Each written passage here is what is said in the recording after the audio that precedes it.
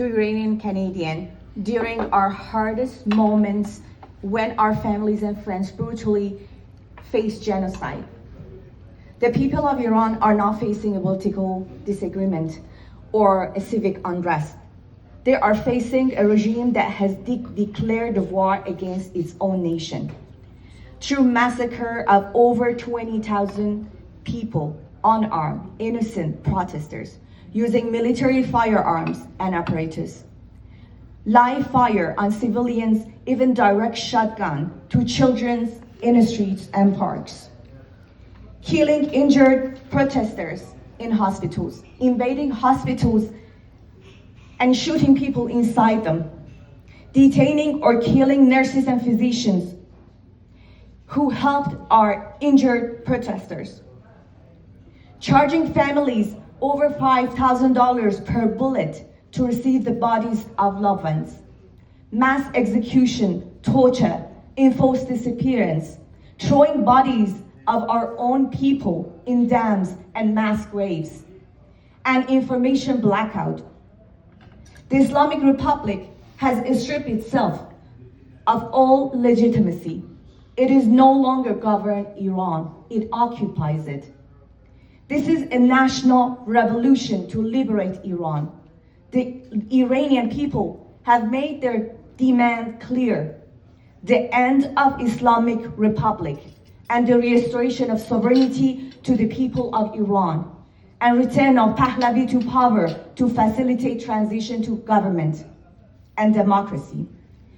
As a political activist and member of Iranian diaspora, I want to echo the demand of my compatriots who dared storm yesterday and took to the streets in mass to raise voice of their nation inside Iran. Yesterday, between 120,000 to 150,000, it was claimed, of my compatriots marched in Yonge Street and chanted, "This is final battle. Pahlavi will return." Similar events happen in Ottawa and Vancouver, as well as the most cities around the world. My community is united, has a legitimate demand for regime change, and chosen trusted leader of transitional government who can prevent power vacuum and distortion of order. I call on Government of Canada, the members of parliaments in House of Commons, especially our representatives who are elected by our votes, to act with clarity, courage, and responsibility.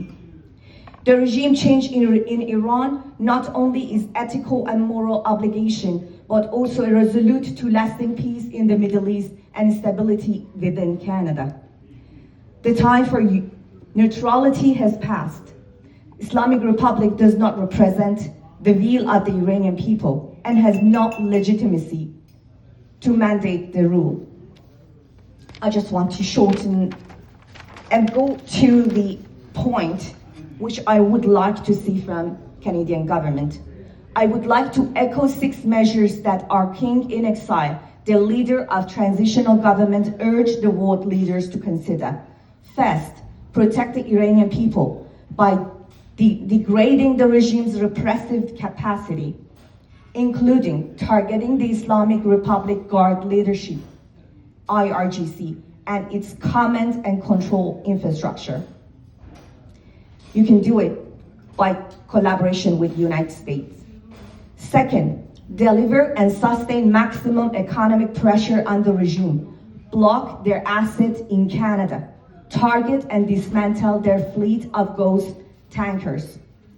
Third, break through the regime's information blockade by enabling unrestricted internet access, maybe helping with deploying Starlink or any Canadian secure communication tools widely across Iran, and conduct cyber operations to disable the regime's ability to shut down internet.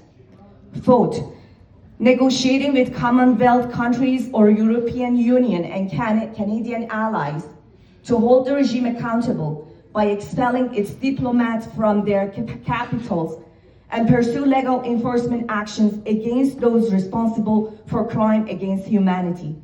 Fifth, Demand the immediate release of all political prisoners. 6. Prepare for democratic transition in Iran by committing to recognize a legitimate transitional government when the moments come. And I believe the moment is now. The Iranian people are paying for freedom with their lives. Silence is not neutrality, it is complicity. A solidarity with no absolute act is not matter, it is rhetoric.